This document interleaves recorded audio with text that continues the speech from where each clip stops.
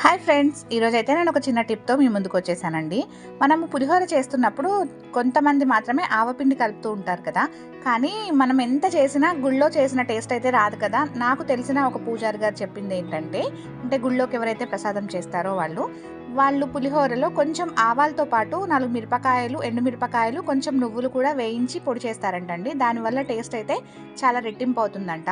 ఈ సంగతి నాకు తెలిసినప్పటి నుంచి కూడా నేనైతే అట్లాగే చేస్తాను. ఒకసారి నేను అలా పౌడర్ చేసి పెట్టుకుంటాననమాట. అదేం పాడవ్వదు. మనం ఎప్పుడు కావాలంటే అప్పుడు దాన్ని యూజ్ చేసుకోవచ్చు. కానీ చాలా అంటే చాలా బాగుంటుందండి. రెగ్యులర్గా మనం చేసుకునే పులిహోర టేస్ట్కి దీనికి చాలా తేడా ఉంటుంది. చెప్పాలంటే ఒక రకంగా టెంపుల్లో పులిహోర లాగే ఉంటుందన్నమాట. చిన్న టిప్పే కానీ చాలా టేస్ట్ అయితే మారిపోతుందండి. పండగలప్పుడు కానీ మీరు ఇలా చేసి పెట్టండి, ఆహా ఎంత బాగుంటుందంటే మళ్ళీ మళ్ళీ తింటారు ఇంట్లో వాళ్ళందరూ, అంత బాగుంటుందన్నమాట. నేను ఇది ఎన్నో సంవత్సరాలుగా ఇలాగే చేస్తున్నాను, అందుకని చెప్పి మీకు చెప్తున్నాను. మీరు కూడా ట్రై చేయండి, పోయిందేముంది. నచ్చితే ఇంకోసారి చేద్దురు. కానీ ఈ వీడియో నచ్చితే లైక్ చేయండి. Thank you.